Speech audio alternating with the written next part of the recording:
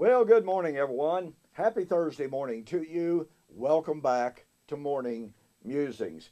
I do appreciate you being with me. My name is Don K. Preston. I am the president of Preterist Research Institute of Ardmore, Oklahoma. You know, we have spent a good bit of time in Acts chapter 1 investigating the meaning of this same Jesus whom you have seen taken from you into the heavens shall come in like manner as you have seen him go. And I can assure you, we could keep going on and on and on. Did you know, and I'm not going to develop this here, but did you know that the prophetic fountain from which Acts chapter 1 flows is Isaiah chapter 43? Isaiah 43 is one of the most incredible Old Testament prophecies of the second Exodus. And guess what? The new creation. Did you know that Jesus quotes from it verbatim in Acts chapter 1 when he said to his apostles, "You are my witnesses," he said to the apostles, as he sent them to preach in Jerusalem, Judea, Samaria, and to the uttermost parts of the world, to proclaim the coming of the new creation. Well, like I said, I could develop that, and it's some of the richest investigations that you will ever get into. So what I'm going to do today, I simply want to share with you something that I have hinted at, okay, up to this point, but which is absolutely critical for understanding the context of the coming of the Lord. Now, if you remember, a few weeks back, I shared with you an alliteration from the Olivet Discourse: preaching, persecution, power, parousia. And by the way, thanks so much for the many, many private comments that I've received in response to those videos. But what I want you to see is that in Acts chapter 1 and in Acts chapter 2, we have a context and a framework for understanding the time of the coming of the Lord, quote, in like manner. In Acts chapter 1, the apostles asked Jesus. Now remember, for 40 days he has shown himself alive to them, proven himself to be alive by many infallible proofs. And so now they're gathered together, and the apostles ask him, "Lord, will you at this time restore the kingdom to Israel?" Now listen, they believe at this point he is the Son of God. They believe he has the miraculous power to do whatever he wants to do and whatever he needs to do to establish the kingdom. And make no mistake, ladies and gentlemen, biblically, both Old Testament and New, the establishment of the kingdom is also always associated with the time of judgment. So Jesus has demonstrated he is the Son of God. As the Son of God, he is now capable, he has the power, he has the authority to bring about the kingdom through the judgment. Now, I don't have to tell you probably that about 99.9% of all commentators, they go to Acts chapter 1 and verse 6, and at least among the amillennial and the postmillennial writers, they say, well, it's obvious that Jesus' apostles were still confused. I mean, they were confused in Matthew chapter 24 when Jesus predicted the destruction of the temple and the city, and they said, "Lord, tell us when shall these things be? What shall be the sign of your coming in the end of the age?" And the commentators say, well, you see, these poor apostles, bless their heart, they were dumber than a box of rocks, And they were confused, and they conflated the destruction of Jerusalem with the Lord's coming and the end of the age. Well, a year or so ago, I wrote a book entitled Watching for the Parousia, Were Jesus' Apostles Confused? Let me recommend you go to my website, donkpreston.com, BibleProphecy.com, and you look up that book, Watching for the Parousia, Were Jesus' Apostles Confused? I have an extensive discussion of the question in Acts chapter 1 when they say, will you at this time restore the kingdom? Were they confused? Were they, as one commentator by the name of Burton Kaufman, who said it is obvious that the apostles were still infected with the earthly disease of a desire of an earthly national kingdom? No, they were not.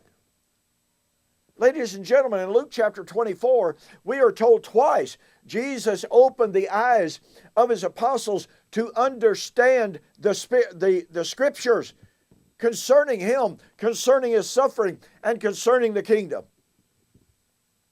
I mean, after all, if the God of heaven opened your eyes to understand the scriptures concerning the relationship between his suffering and the kingdom, don't you think you ought to understand it?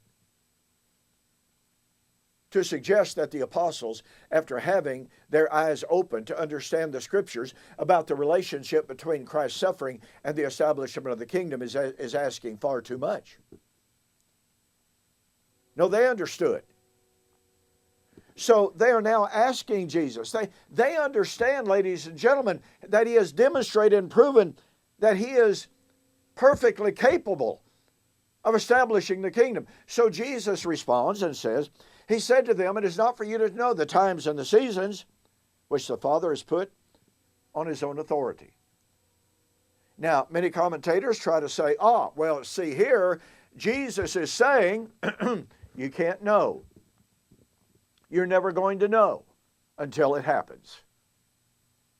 Well, watch what Jesus did. Jesus is not telling them, listen guys, I'm not going to tell you. Don't worry about it. It'll come when it will come. No, that's not what Jesus said. Notice. But, now that's not saying it's not for you to know the times and the seasons, and you're going to continue to be ignorant about that. But in the meantime, you shall receive power when the Holy Spirit has come upon you, and you shall be witnesses to me in Jerusalem and in all Judea and Samaria and to the end of the earth. Okay, wait a minute. Jesus said it's not for you to know. That's a present tense reality. It doesn't mean that they would never know. How do I know that? Little pun there. Because in John chapter 16, Jesus, as he prepares to go away, told his apostles, it is expedient for you that I go away. If I do not go away, the Comforter cannot come. But when he has come, he will guide you into all truth. He will convict the world of righteousness, of sin, and of judgment to come. He will reveal things to come. Okay, wait a minute. He's going to convince the world of righteousness and of judgment, of sin, and of judgment to come. So here's Jesus telling his apostles that when the Holy Spirit came, he would guide them into all truth about things to come and about the judgment. You catch the power of that? That means that when the New Testament writers tell us, through the inspiration of the Holy Spirit sent by the Father, who knew the day and the hour, by the way, to declare the end of all things has drawn near. The appointed time for the judgment has come. 1 Peter chapter 4 and verse 17. it was the apostles speaking through inspiration of the Holy Spirit promised in Acts chapter 1, not for you to know at the present moment, but you're going to receive power from on high when you receive the gift of the Holy Spirit. And the Holy Spirit, if you'll remember, is going to guide you into all truth, and He's going to reveal things to come, including the judgment. So when He had spoken those things, while they watched, He was received out of their sight. And then we come to Acts chapter 2. And in Acts chapter 2, what happened? When the day of Pentecost was fully come, they were all gathered together in one place. And suddenly there appeared unto them cloven tongues like as of fire. And it sat upon each of them. And they began to speak with other tongues as the Holy Spirit gave them utterance. Oh, so now Jesus' promise of going into of them telling them to go into Jerusalem and to wait there until they would be endued with power from on high, the power of the Holy Spirit, now it's come true. And on this day of Pentecost, these men, speaking in other tongues, were accused of being drunk. Peter stands up with the other 11 and says, Men of Israel, hear these things, and let this be known unto you. These men are not drunken as you suppose, seeing it's but the third hour of the day. This is that which was spoken by the prophet Joel. Hey, where did Jesus get the idea that the Holy Spirit was going to be poured out? Oh, Isaiah 32. Oh, Joel chapter 2.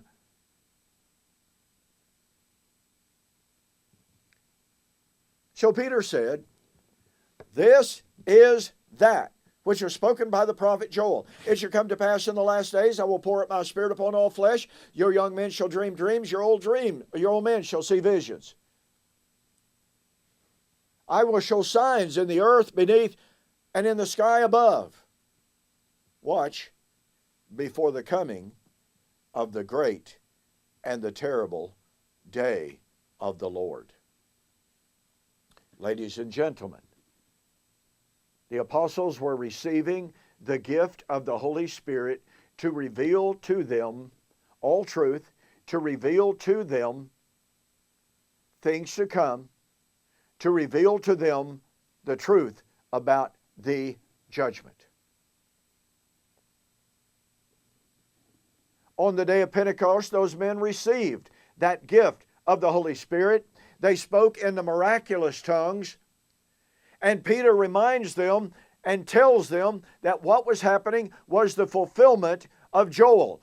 Joel predicted the outpouring of the Holy Spirit in the last days before the coming of the great and terrible day of the Lord. Ladies and gentlemen, what was happening that day was a sign of the coming of the Lord. And Peter said in Acts chapter 2 and verse 40, with many other words did Peter exhort them, saying, Save yourselves from this untoward generation. Quoting from Deuteronomy chapter 32, 5 and following, which is a prophecy about Israel's last days, the judgment of the last days, the day of the Lord of the last days. And Peter said, save yourselves from this generation. Not some future generation, not from some day of the Lord at some ostensible end of time. Save yourself from the day of the Lord, of which the signs and the wonders which you have witnessed this day are a sign that you need to save yourselves from this generation. Well, wait a minute. In Acts chapter 1, those gifts were to be poured out before the coming of the Lord in like manner. So I ask you to consider, where is the disjunction between the outpouring of the Holy Spirit in Acts 1 and the coming of the Lord in like manner, and the outpouring of the Holy Spirit in Acts chapter 2 as a sign of the coming of the Lord in that generation at the great and the terrible day of the Lord? Where's the disjunction? Where's the delineation? Where's the difference? You know what? There is none. And that means that Christ's coming in like manner was to be in that generation. And that means the Olivet Discourse is not divided. That means the Olivet Discourse, every single word of it, applied to the Lord's coming in AD 70. And I'm out of time. Don't forget, tomorrow we will continue our review and refutation of Kyle Pope's book, Thinking About AD 70. You don't want to miss it. I'll see you there on the flip side.